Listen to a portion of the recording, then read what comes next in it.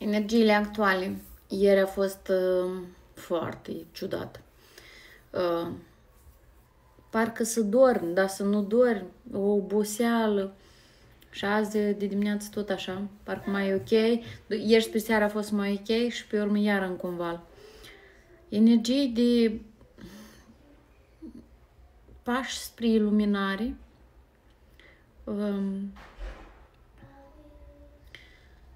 La un moment dat când te ridici sus, ridicatul sus nu este chiar ușor. Totul doare. Conștiința se expandează. Că există multe etape în trezirea spirituală și în ascensiune, practic. Că trezirea aia e o etapă, dar la ascensiunea este infinit de infinite.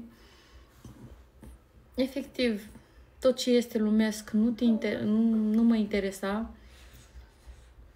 Am zis că în mod normal doar duminica și sâmbătă fac live. N-am făcut niciun live, nici și live. Nu mă interesează.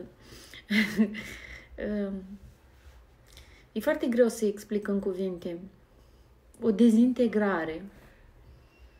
O dezintegrare în tot și cu multe